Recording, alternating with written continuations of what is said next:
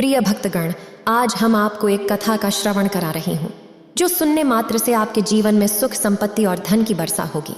तो चलिए कथा को प्रारंभ करते हैं। भगवान शिव मृत्युलोक पर एक शिव सन्यासी का रूप धारण करके एक आश्रम में अपने शिष्यों को ज्ञान दे रहे थे। अगर आप यह कहानी सुन रहे हैं तो पूरा सुनिए। इस कथा को आधा अधूरा छोड़कर जाने की गलती मत करिएगा, क्योंकि इस पवित्र कथा को पूरा सुनने से मन चाहा फल की प्राप्ति होगी। इसलिए इस कथा को पूरा सुने। आप शिव भक्त हैं तो भोलेनाथ का अनादर ना करें कि भीड़ भाड़ से दूर जाकर जब कोई व्यक्ति अपने आप में समय बिताता है तो उसके मन में अलग अलग प्रकार की चिंताएं पैदा होती हैं। मनुष्य की प्रवृत्ति ऐसी होती है कि वह अक्सर नकारात्मक विचारों में रमता रहता है। उसका ध्यान यहाँ पर जाता है कि वह अपने लक्ष्य को कैसे पूरा कर सकता है, और इससे जुड़े सवाल उसके मन में उठते हैं। वह सोचता है कि अगर वह अपने लक्ष्य को पूरा नहीं हुआ तो मैं क्या करूँगा, और इस प्रकार की नकारात्मक विचारधारा के कारण जीवन डर डर कर जीता रहता है। अगर पूरी बुद्धिमानी और ध्यान के साथ इस डर को समझा जाए तो यही डर इंसान के पतन का कारण बनता है। ऐसा मनुष्य जो खुद पर संकोच करता है, खुद पर संदेह करता है, भला वह कैसे सफल हो सकता है। लेकिन बुद्धिमानी से अगर इस डर का उपयोग किया जाए तो यही डर उसकी सबसे बड़ी ताकत बन सकता है।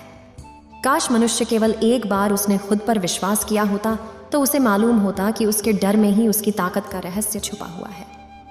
इतना कहकर सन्यासी ने चुप हो जाते हैं और चुपचाप अपने मन को ध्यान में मग्न हो जाते हैं।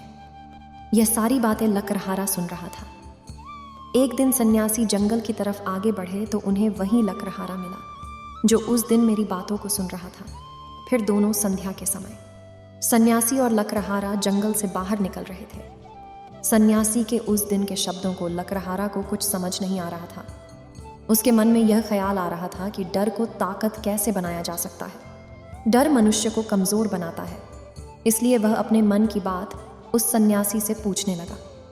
महात्मा, आपका कहना है कि डर में ताकत होती है, लेकिन डर तो मनुष्य को कमज़ोर बनाता है। शायद हमें अपना डर दूर करना चाहिए। लकरहारा को इतना कहने से पहले ही एक शेर की दहाड़ सुनाई दी। शेर की गर्जन सुनकर लकरहारे का दिल डर से कांप गया। उसके कान खड़े हो गए। जंगल से आ रही हर आहट उसको सुनाई देती थी। वह थम गया। वह हिल नहीं पा रहा था। उसे पता था कि थोड़ी सी हरकत उसकी जान जोखिम में डाल सकती है। उसका दिल तो तेजी के साथ धड़क रहा था, लेकिन फिर भी वो अपनी सांसों पर काबू पाने का प्रयास कर रहा था। कुछ देर बाद जब खतरा टल गया तब सन्यासी ने कहना शुरू किया। सन्यासी ने कहा कि अभी जब तुम डरे हुए थे तो तुम्हारे शरीर का रोम रोम डर गया था। जंगल से आ रही छोटी से छोटी आहट पर भी तुम्हारा ध्यान लगा हुआ था। तो इस प्रकार अपने मन के डर के कारण तुम होश में आ पाए, तुम पूरा ध्यान लगा पाए। इससे पहले जब तक तुम्हें शेर की दहाड़ सुनाई नहीं दी थी तब तक तुम अपने विचारों में खोए हुए थे, लेकिन जैसे ही तुम्हें शेर की दहाड़ सुनाई दी वैसे ही तुम्हारे सारे विचार गायब होकर तुम वर्तमान में उपस्थित हो गए थे। यदि तुम्हें अभी शेर से बचकर भागना होता या फिर उससे लड़ना होता तो तुम्हें अपने शरीर की वो क्षमता देखने को मिलती जो आज तक जीवन में तुमने खुद भी महसूस नहीं की होगी। जब कोई कुत्ता तुम्हारे पीछे दौड़ता है उस समय तुम्हारी जो रफ्तार होती है वो तुम्हारी आम जिंदगी से कहीं ज्यादा होती है। साधारण जीवन में तुम इतने तेज नहीं दौड़ पाओगे जितना कि एक कुत्ते के सामने दौड़ते हुए भागोगे। ये ताकत या कहें कि हमारे शरीर की क्षमता तभी देखने को मिलती है जब हमारा मन भय में होता है। किसी डर भरी स्थिति में हमारा मस्तिष्क और हमारा शरीर अपने श्रेष्ठ स्तर पर काम करता है। वह कार्य जिसे तुम आम जीवन में नहीं कर पाते, वह तुम्हें डराकर और मजबूत रूप में तैयार कर देता है। जहां जहां पर तुम्हें डर का एहसास होता है वहीं पर तुम्हारी इंद्रिय पूर्ण रूप से सक्रिय हो जाती है। तुम्हारे कानों की सुनने की क्षमता तेज हो जाती है। तुम्हारी दृष्टि एकदम सतर्क हो जाती है। तुम सजग हो जाते हो। तुम हर डैम सक्रिय हो जाते हो। और जैसे जैसे डर खत्म होता है वैसे वैसे तुम निश्चिंत हो जाते हो और तुम्हारे इंद्रिय फिर से आराम की स्थिति में वापस आ जाती हैं। सन्यासी ने लकरहारे से कहा कि परीक्षा से एक दिन पहले याद करने की तुम्हारी गति सामान्य याद करने की क्षमता से बेहतर होती है। केवल एक बार याद किया हुआ तुम्हें परीक्षा के समय याद आता है और तुम जानते हो कि ये सब परीक्षा के डर से ही होता है। इसीलिए डर को दूर करने की जगह मनुष्य को ये सोचना चाहिए कि वो अपने डर को ताकत कैसे बना सकता है। जिस प्रकार सुख और दुख एक ही सिक्के के दो पहलू होते हैं, उसी प्रकार डर और ताकत भी एक ही सिक्के के दो पहलू होते हैं। जिस प्रकार रोशनी के बिना अंधेरा पूर्ण नहीं होता, सुख के बिना दुख पूर्ण नहीं होता, उसी प्रकार डर के बिना ताकत का भी कोई महत्व नहीं है। सन्यासी के ज्ञान से लकड़हारा बहुत प्रभावित हुआ, उनके चरणों में नतमस्तक हो गया और उनसे पूछा कि महात्मा, अंधेरे को तो दिया जलाकर रोशनी से भरा जा सकता है, लेकिन अपने डर को ताकत में कैसे बदले?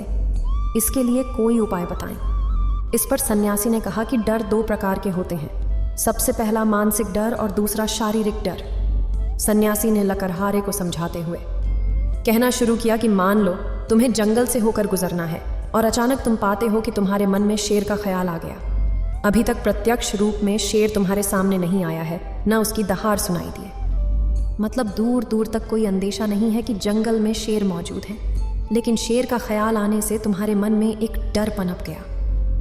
अब तुम्हारा उठने वाला एक एक कदम उसी डर से अभिभूत होगा। हर समय तुम्हारे मन में यही ख्याल चलेगा कि कहीं शेर ना आ जाए। ये शेर वर्तमान में तुम्हारे सामने नहीं है, यह तुम्हारी मानसिक कल्पना है। इसी प्रकार जो मनुष्य अतीत और भविष्य की चिंताओं में डूबा रहता है, वो मानसिक डर का शिकार होता चला जाता है। इसी विडंबना के कारण वो अपने जीवन में जीतने भी निर्णय लेता है। वो सारे मानसिक डर से ग्रसित होते हैं। इसीलिए ज्यादातर मनुष्य पूर्ण रूप से अपने निर्णय पर भरोसा नहीं कर पाते हैं, और यही निर्णय या फिर फैसले जो आधे मन से लिए जाते हैं, मनुष्य के कार्य को पूरा नहीं होने देते। लेकिन ये भी सत्य है कि मानसिक डर के कारण ही इंसान अपनी तैयारी पूरी करता है। अगर तुम्हारे मन में शेर का ख्याल नहीं आएगा तो तुम शेर से सुरक्षा के लिए कोई भी कदम नहीं उठाओगे, लेकिन अगर तुम्हें शेर का ख्याल आ गया तो तुम उससे सुरक्षा के लिए कोई ना कोई तरीका जरूर अपनाओगे। तो इसीलिए मानसिक डर बेकार नहीं होता, वो आपकी सुरक्षा को और ज्यादा मजबूत भी करता है। लेकिन समस्या तब शुरू होती है जब आप चाहकर भी कुछ नहीं कर सकते, लेकिन उसके बावजूद आप मानसिक डर झेल रहे होते हो। उदाहरण के लिए, कुछ लोग हमेशा यह सोचते रहते हैं कि उन्हें कभी बीमारी नहीं होगी, कहीं उनके साथ कभी दुर्घटना नहीं होगी, कहीं उनके साथ कभी धोखा नहीं होगा। लेकिन इन सभी घटनाओं पर उनका कोई नियंत्रण नहीं होता, ये उनके हाथ में नहीं होता। अगर किसी को दुर्घटना का घटना होना है तो वह हो जाएगा, अगर किसी को बीमार होना है तो वह हो जाएगा, बिना किसी बदलाव के। खान पान और अच्छी दिनचर्या का पालन करने के बाद भी अगर कोई बीमार हो जाता है तो इसमें उसका कोई नियंत्रण नहीं होता। उसने अपनी ओर से पूरी कोशिश की और यही उसका कर्तव्य था, क्योंकि कोई भी किसी की भाग्य रचने में किसी को कुछ नहीं कर सकता। जो घटनाएं इंसान की पहुंच के परे होती हैं, वह उनसे भी परेशान होता रहता है, उनसे भी उसका मन घबराता रहता है, और यही मानसिक डर उसके पतन का कारण बनता है। और यही मानसिक डर अगर सही तरीके से इस्तेमाल किया जाए तो मनुष्य समझदार और अनुभवी कहलाएगा। जो इंसान ये सोचता है कि कांटे सिर्फ दर्द देने के लिए ही बने हैं, वो ये भूल जाता है कि कांटे ही फूलों की रक्षा करते हैं। इसी प्रकार एक ज्ञानी मनुष्य किसी भी चीज का उपयोग अपने सकारात्मक तरीके से कर सकता है, लेकिन एक अज्ञानी मनुष्य अपनी अज्ञानतावश उन चीजों को भी छोड़ देता है जो उसके लिए उपयोगी होती है। विवेकशील मनुष्य फेंके हुए पत्थरों से भी महल खड़ा कर लेता है, लेकिन एक अज्ञानी मनुष्य उन पत्थरों को दूसरों पर फेंकता रहता है। अगर किसी व्यक्ति को अपने मानसिक डर को ताकत में बदलना है तो उसके कुछ नियम हैं और कुछ उपाय हैं। सबसे पहला उपाय है अपने विचारों का अवलोकन करना। हम अपने जीवन में अपने विचारों का विचार करेंगे तो हम देखेंगे कि अधिकांश विचार हमारी कल्पना से उत्पन्न होते हैं, और इसी कारण से वो डर भी केवल काल्पनिक होती है। विचारशील लोग जब विचार करने के लिए कुछ नहीं पाते तो वे अर्थहीन बातों पर ध्यान केंद्रित करते हैं। ये बेकार विचार उन्हें परेशानी में डालते हैं, और इसके साथ ही उनके परिवार और सगे संबंधियों को भी परेशानी होती है। इसीलिए ज्यादा सोचने वाले लोगों को यह समझना चाहिए कि मन में उठ रहे तमाम विचारों में से काम के विचार कौन से हैं और बेकार के विचार कौन से हैं। जो निरर्थक विचार हो उन्हें दूर करते जाओ, और जो सार्थक विचार हो उनको गहराई से सोचना शुरू करो। तभी तुम्हारी समस्याओं के, तुम्हारी उलझनों के उपाय निकलेंगे। मानसिक डर को दूर करने का दूसरा उपाय है उसका सामना करना। इसका मतलब यह नहीं है कि तुम शेर के सामने जाकर खड़े हो जाओ, बल्कि इसका मतलब यह है कि पूर्ण सुरक्षा के साथ तुम जंगल में जा रहे हो। यदि जंगल में जाना बहुत आवश्यक है तो तुम शेर के डर से अपने घर पर नहीं बैठ सकते हो। इसी प्रकार मनुष्य के जीवन में बहुत सारे डर होते हैं, जैसे कि परीक्षा का डर, लक्ष्य ना पाने का डर, झूठ बोलने का डर, सच के पता लग जाने का डर, अपनों को खो देने का डर, दुर्घटना हो जाने का डर। लेकिन जैसे जैसे समय के साथ इन डरों का सामना किया जाता है, वैसे वैसे ये डर जीवन से दूर होते चले जाते हैं। अगर तुम इनसे बचने का प्रयास करते हो तो ये जीवन भर तुम्हें सताते रहेंगे। ये तभी दूर हो सकते हैं जब तुम इनका सामना करो। कुछ लोगों को तो दूसरों के सामने खुलकर बात करने में भी डर लगता है। ऐसे लोगों को अनजान लोगों से बात करनी चाहिए।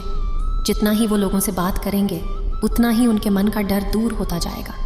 मानसिक डर को कमज़ोर करने का तीसरा उपाय है अपने डर को स्वीकार करना।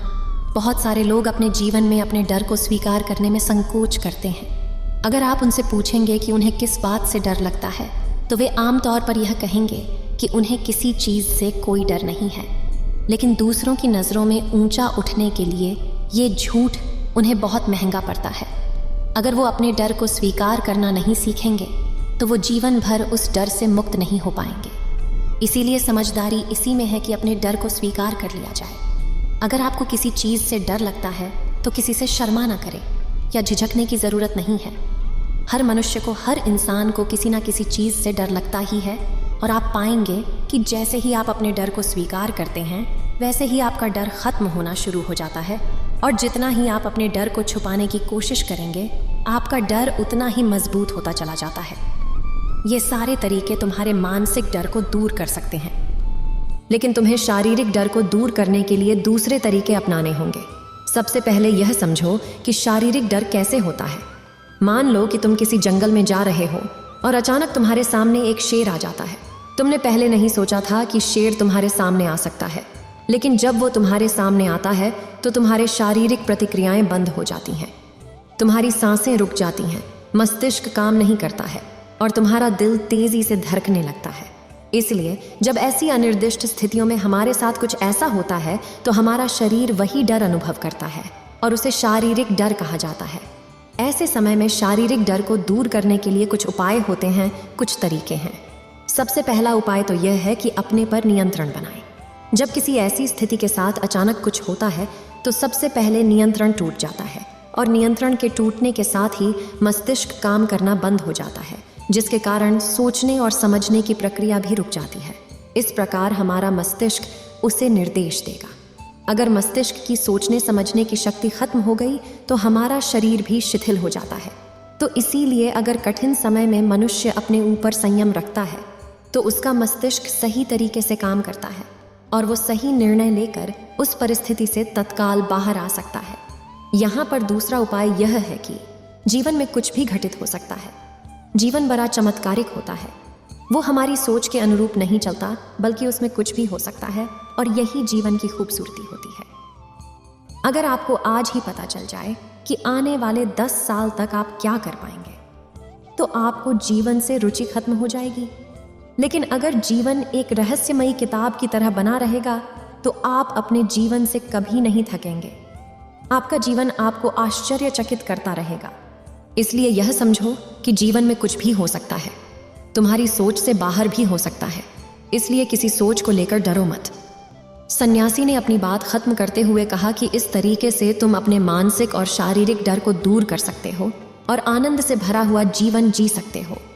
इतना कहकर शिव सन्यासी अपनी कुटिया में चले जाते हैं और उधर लकड़हारा अपने डर को खत्म करते हुए घर की ओर चले जाते हैं। फिर भगवान शिव यह ज्ञान देने के बाद कैलाश पर्वत के लिए प्रस्थान कर जाते हैं। इस वीडियो को बोलते समय कोई त्रुटि हो तो मैं क्षमा चाहती हूँ। उम्मीद है आप सभी को यह वीडियो अच्छी लगी होगी। अगर आप शिव के सच्चे भक्त हैं तो चैनल को सब्सक्राइब और वीडियो को लाइक करके कमेंट में हर हर महादेव लिख दीजिए।